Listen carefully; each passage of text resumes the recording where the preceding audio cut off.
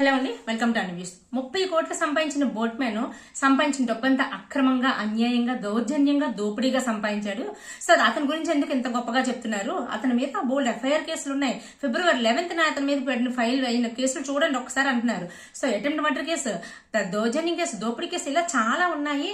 So అలాంటి అతన్ని chief minister ఎందుకు అంతలా పొగుడుతున్నారు? సో ఇది ఇప్పుడు జరుగుతున్న కాంట్రవర్షియల్ టాపిక్. సో దీని గురించి మాట్లాడతాను. మీకు తెలియని చాలా ఇంట్రెస్టింగ్ ఫ్యాక్ట్స్ అయితే నేను చెప్తాను. సో వీడియో అంతా వినండి. వీడియో మీకు నచ్చితే లైక్ చేసి షేర్ చేయండి. సబ్స్క్రైబ్ చేసుకోవడం అస్సలు మర్చిపోవద్దు. Please subscribe my channel.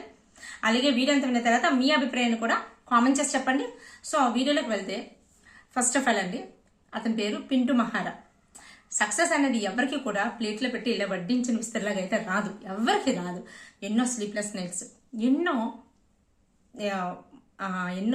Physical stress, mental stress అన్ని కలిసి ఉంటాయి. అలాగే ఒక బిజినెస్ మ్యాన్కి ఉండవలసింది అందరికన్నా ముందు ఇంపార్టెంట్ అంటే ఒక విజన్ కరెక్ట్గా ఉండి కరెక్ట్ క్యాలిక్యులేషన్తో రిస్క్ చేస్తే ఖచ్చితంగా ఒక మంచి రిజల్ట్ కాదు, అద్భుతమైన రిజల్ట్ వస్తుందని పింటూ మహారా లైఫ్లోనే మనకు చూసాం.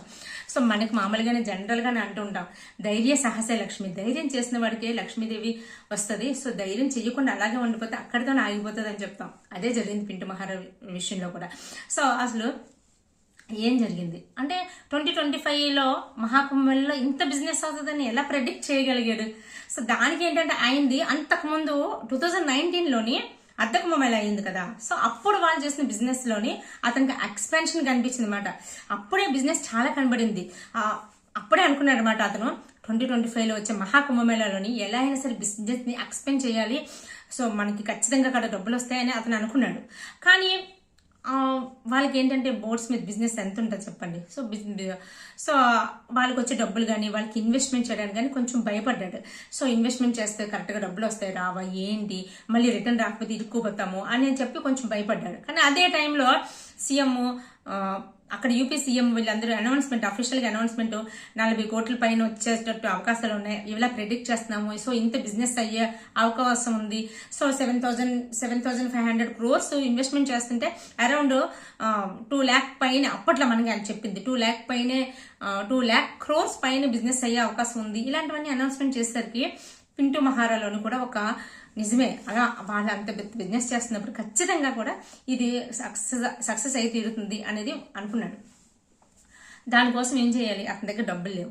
సో ఉన్న బంగారం తాకట్టు పెట్టాలి, లోన్ పెట్టుకోవాలి, ఇలాంటివన్నీ మాట. సో బంగారం తాకట్టు పెట్టడానికి వాళ్ళ అమ్మ దగ్గరికి వెళ్ళాడు. అమ్మ నాకు బంగారం ఇచ్చి తాకట్టు పెట్టేసి మనం బిజినెస్ చేద్దామంటే ఆబ్వియస్లీ వాళ్ళ అమ్మాయి ఒప్పుకోలేదు. నేను ఇవ్వనురా, మొత్తం డబ్బులన్నీ తీసుకెళ్ళి నువ్వు బోట్ల మీద పెట్టేస్తాను అంటున్నావు, అంత బిజినెస్ అవ్వలేదు అనుకో, మొత్తం ఆ బోట్లన్నీ మనం ఏం చేసుకుంటాం, నేను ఇవ్వను ప్లీజ్ అంటే లిటరల్లీ ఆమె ఏడ్చారంట. సో నేను ఇవ్వను, మొత్తం పోతుంది, పోయిందంటే ఇంక మనం ఏం చేయలేము, ఇప్పటికే మనకి అరకొర బతుకులు అని చెప్పేసి వాళ్ళు లిటరల్గా ఏడ్చారు. ఏడిస్తే ఇతను వాళ్ళ అమ్మ చేతులు పట్టుకుని, అమ్మ ఒక్కసారి నన్ను నమ్ము, ఒక్కసారి నన్ను నమ్ము, ఖచ్చితంగా నీ డబ్బులు నీకు తీసుకొస్తాను, నీ గోల్డ్ మార్టిగేజ్లో గోల్డ్ అంతా ఇడిపించేస్తాను, మన అప్పులన్నీ తీర్చేస్తాను, నన్ను నమ్ము అని పింటూ మహారా వాళ్ళ అమ్మ దగ్గర అంత నమ్మకంగా మాట్లాడేసరికి ఆమె ఆ డబ్బులు కొడుకు మీద నమ్మకంతో ఆ డబ్బులు, అది గోల్డ్ ఇవ్వడం, ఇతను తాకట్టు పెట్టడం, పర్సనల్ లోన్స్, ప్రైవేట్ లోన్స్, ఎక్కడ వీలైతే అక్కడ డబ్బులు తెచ్చి పెట్టేసి మొత్తం డబ్బులు పెట్టేస్తారు. అయితే ఆల్రెడీ వీళ్ళ దగ్గర 60 బోట్లు ఉన్నాయన్నమాట. ఎందుకంటే వీళ్ళు అంతకుముందు బిజినెస్ అదే బిజినెస్ కాబట్టి 60 బోట్లు ఉన్న వాళ్ళకి ఇంకొక 70 బోట్లు తయారు చేశాడండి. సో ఇది ఇక్కడ వేరే బోట్ మ్యాన్ కి ఇప్పుడు పింటూ మహారాకు ఉన్న తేడా ఏంటంటే వేరే వాళ్ళ దగ్గర కూడా బోట్స్ ఉన్నాయి.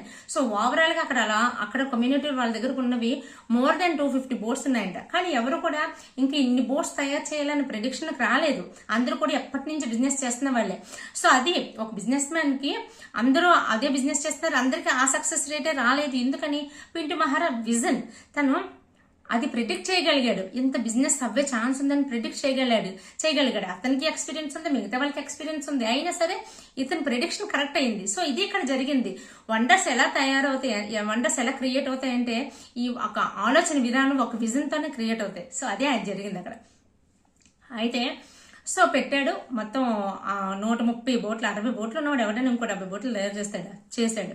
మొత్తం 130 బోట్లు పెట్టుకున్నాడు. ఒక 300 మందిని పెట్టుకున్నాడు. సో మరి బోట్లు నడపాలి, చెయ్యాలి కదా. సో వాళ్ళకి డైలీ ఇంత డబ్బులు అని చెప్పేసి పెట్టేసుకున్నాడు. సో దాంతోపాటు ఆ 300 మంది ఏంటి వచ్చిన పిలిగ్రిమ్స్ కి అంటే బాతింగ్ ఎక్కడ చేయాలి, వాళ్ళ సర్వీసెస్ కానీ, అరేంజ్మెంట్స్ కానీ, వాళ్ళకి ఏమైనా కావాలి ఇలాంటివంట, అంటే లైక్ అసిస్టెంట్ లాగా వాళ్ళ దగ్గరికి ఎవరైనా వస్తే మళ్ళీ వెళ్ళిపోయే వరకు కొంచెం అసిస్టెంట్ లాగా ఉండేటట్టు కూడా క్రియేట్ చేసుకున్నాడు, పెట్టుకున్నాడు అనమాట. సో దానివల్ల ఏంటి, పిలిగ్రిమ్స్ కూడా బాగా కొంతమంది బాగా సాటిస్ఫై అయిన వాళ్ళు ఎక్స్ట్రా డబ్బులు ఇవ్వడం. సో ఇలా ఉండేది, ఇలా చేసేవారు. అయితే ఇక్కడ ఈ విధంగా మాకు డబ్బులు వచ్చాయని చెప్పేసి అతను ఇండియా టుడేకి ఇచ్చిన ఇంటర్వ్యూలో చెప్పారు. సో ఇదేమైంది, అలా మీడియా ద్వారా వెళ్ళి ఆఖరికి సీఎం యోగి ఆదిత్యనాథ్ వరకు కూడా వెళ్ళిపోయింది. సో ఆయన అక్కడ అసెంబ్లీలోని అనౌన్స్మెంట్ ఇచ్చారు పబ్లిక్ గా. అంటే ఎలా అంటే, ఒక బోట్ మ్యాన్ ఇంత సంపాదించారు, 30 crores విలువ చేసే 30 crores జస్ట్ ఇన్ 45 days లో 30 crores సంపాదించారు అని చెప్పేసి అక్కడ అనౌన్స్మెంట్ ఇచ్చారు. అంతేకాదండి, మహాకుంభమేళా గురించి మాట్లాడుతూ కూడా మన ఇండియన్, ఫర్ ఎగ్జాంపుల్ మన ఇండియాలో మనం మాట్లాడుకోవడం వేరు, ఫారెన్ లో మాట్లాడుకోవడం వేరు. మన ఇండియన్ మీడియా కూడా ప్రైజ్ చేయలేదు, అంతలా ఫారెన్ మీడియా వాళ్ళు ప్రైజ్ చేశారు అని చెప్తూ ఇక్కడ మహాకుంభమేళా 7,500 crores ఇన్వెస్ట్మెంట్ చేస్తే ఇప్పుడు 3 lakh crore బిజినెస్ అయిందంటే, అక్కడ 3 lakh crore బిజినెస్ అయిందండి మహాకుంభమేళాలో. సో ఎంత బిజినెస్ అయిందో చూడండి. అలాగే ప్రయాగ్రాజ్కి సంబంధించిన సిటీకి సంబంధించిన దాంట్లోనే 200 roads వేశారంట, 14 ఫ్లైఓవర్స్ వేశారంట, 9 అండర్ పాసెస్ వేశారు, 12 కారిడార్స్ నిర్మించారు. ఇలా అంటే ఎప్పటి నుంచి డికేట్స్ నుంచి కూడా సిటీకి అవసరమైనవన్నీ కూడా మహాకుంభమేళా రూపంలో ఆ సిటీకి మొత్తం అన్ని కూడా అరేంజ్ చేసేస్తాము అని చెప్తున్నారు అనమాట. వీళ్ళ బిజినెస్ అయ్యింది, అక్కడ సిటీ డెవలప్ అయ్యింది, ఇటు యమునా నది కూడా క్లీన్ అవుతుంది. ఇలా చాలా మంచి కూడా చాలా జరిగాయి. అయితే ఇక్కడ మనకి వీళ్ళు ఫారెన్ మీడియా వాళ్ళు ఎలా ప్రైజ్ చేశారు అంటే, బీబీసీ వాళ్ళు కానీ లేకపోతే చాలా మంది కూడా ఇలా ప్రైజ్ చేశారని యోగి ఆదిత్యనాథ్ అక్కడ అసెంబ్లీలో చెప్పారు. దీని తర్వాత ఏం జరిగిందంటే నేను మీకు చెప్తాను. అసెంబ్లీలోని వాల్ స్ట్రీట్ జర్నలిస్ట్ వాళ్ళు ఇక్కడ ఏం చెప్పారంటే, అక్కడ ఇండియాలో ఒక పెద్ద ఈవెంట్ అయింది, ఆ ఈవెంట్కి ఎంతమంది జనం వచ్చారంటే అమెరికా పాపులేషన్ కన్నా, మన అమెరికా కంట్రీ ఉన్న ఆ పాపులేషన్ కన్నా ఎక్కువ మంది జనం వచ్చారు. అంతమంది వచ్చిన ఈవెంట్ అతి బ్రహ్మాండంగా అంగరంగ వైభవంగా అయ్యిందని చెప్పి వాల్ స్ట్రీట్ జర్నలిస్ట్ వాళ్ళు చెప్తే, బీబీసీ వాళ్ళు ఏమని చెప్పారు తెలుసా, మహాకుంభమేళా ఎక్కడ కూడా ఏ హ్యూమానిటీ కూడా ఇంత లార్జెస్ట్ గ్యాదరింగ్ అవ్వదేమో, అంత ఎక్కువ లార్జెస్ట్ గ్యాదరింగ్ అయిన ఒక ఇన్సిడెంట్ మహాకుంభమేళా. సో కన్నుల వైభవంగా జరిగిందని బీబీసీ వాళ్ళు చెప్తే, నెక్స్ట్ ఎక్స్ప్రెస్ ట్రిబ్యూన్ వాళ్ళు ఏం చెప్పారు, ట్రిబ్యూన్ వాళ్ళు ఏం చెప్పారంటే, మహాకుంభం was the world's largest religion ceremony అని చెప్పారు. సో ఇది చాలా ప్రైడ్ గా ఫీల్ అవుతుందని, చాలా ప్రౌడ్ మూమెంట్ ఇది అని చెప్పేసి యోగి ఆదిత్యనాథ్ చెప్పాడు. సో ఇది ఇక్కడ వరకు కూడా మనకి ఒక యాంగిల్ అంటే పింటూ మహారా ఎలా కష్టపడ్డాడు, అతని విజన్ ఏంటి, సో అతను ఎంత ప్రెడిక్ట్ చేశాడు, ఎంత ఇన్వెస్ట్మెంట్ చేశాడు, ఎంతగా కష్టపడి వాళ్ళందరి చేత కూడా, అంటే ఆ 300 మందిలో చాలా మంది కూడా సిక్ అయిపోయారంటే, చాలా మంది సిక్ అయిపోయినా సరే మళ్ళీ వెళ్ళి మేము ఆగిపోము, మేము చేస్తూనే ఉంటామని చెప్పేసి మళ్ళీ వచ్చి వాళ్ళు చేసే పని చెయ్యడం వాళ్ళకి ఇలా. సో ఎంతో కష్టపడ్డామో దాని వెనక అట్లా చాలా ఫిజికల్ స్ట్రెయిన్ ఎంతో ఉంది. సో చాలా హర్డిల్స్ మేము బేర్ చేసుకుంటూ వచ్చామని చెప్పి ఆయన చెప్పారు. సో ఇదంతా ఒక యాంగిల్. దీని తర్వాత ఆ యాంగిల్ ఏంటి, సమాజ్వాదీ పార్టీ వాళ్ళు కానీ, హిందూ వాళ్ళకి వచ్చిన ఇన్ఫర్మేషన్ కానీ, హిందూ పేపర్ వాళ్ళకి వచ్చిన ఇన్ఫర్మేషన్ కానీ, ఏదైనా ఇదంతా చూస్తుంటే ఇంకో యాంగిల్ కనిపిస్తుంది. ఆ యాంగిల్ ఏంటంటే, ఆఖరికి మన తెలుగు ట్రావెలర్స్ యూట్యూబ్ వీడియోస్ లో కూడా నేను ఇంతకుముందు కూడా చూసాను, వీళ్ళ పేరు చెప్పలేదు కానీ, సో బోట్ మ్యాన్ వాళ్ళు చాలా ఎక్కువగా దౌర్జన్యంగా డబ్బులు వసూలు చేసేస్తున్నారు అని చెప్పి, గవర్నమెంట్ పెట్టిన రేట్ ఎంత బోట్ కి 483 రూపీస్.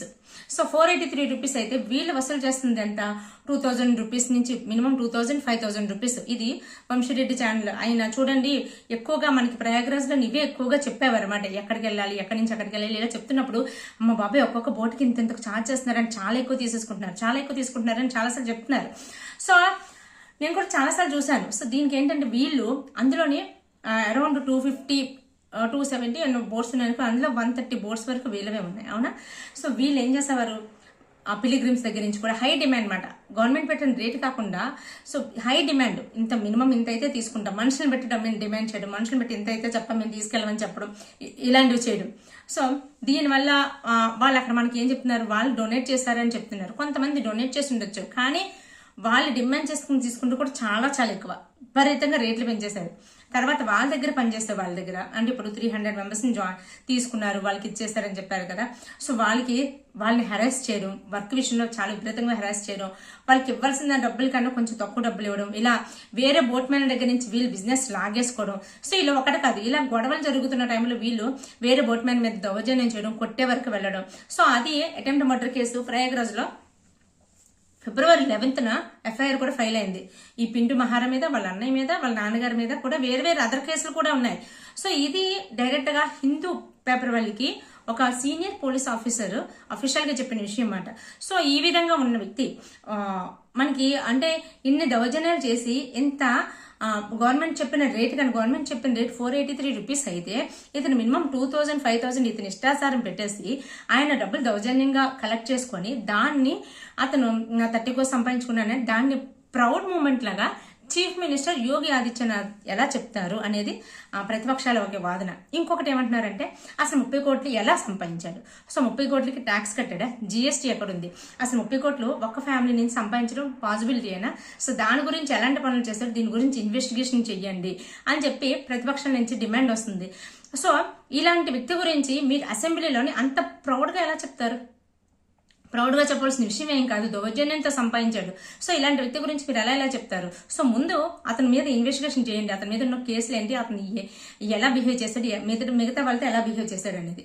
వేరే బోట్మెన్స్ కూడా చెప్పేది ఏంటంటే ఆయన చాలా దౌర్జన్యంగా తీసుకునేవాడు, దోపిడీ చేశాడు. దోపిడీ ఇన్ ద సెన్స్ ఏంటంటే మాకు ఇంతే అండి, ఇంత అవ్వకపోతే రామండి, చెయ్యమండి, సో అంతే ఆపేయండి అని చెప్పేసి ఇలా మాట. సో ఈ విధంగా చేసి సంపాదించిన డబ్బు మేము ఆ విధంగా చేయలేకపోయాము అని చెప్పి వేరే బోట్మెన్ కూడా చెప్పిన విషయం. సో మనకి అయితే అవ్వుండొచ్చు అది కూడా. సో ఇది అంటే మీకు ఇక్కడ జరుగుతున్న ఒక బోట్మెన్ విషయంలోని అతను సంపాదించిన 30 crores ఎలా అంటే ఏ విజన్తో సంపాదించగలిగాడు.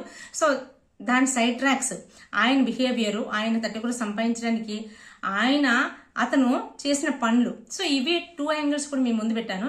సో మీ అభిప్రాయం ఏంటి కామెంట్ చేసి చెప్పండి. అలాగే వీడియో అంతా విన్న తర్వాత మీకు ఏమనిపించిందో అది కూడా కామెంట్ చేయండి. వీడియో నచ్చితే లైక్ చేసి షేర్ చేయండి. Take care, bye.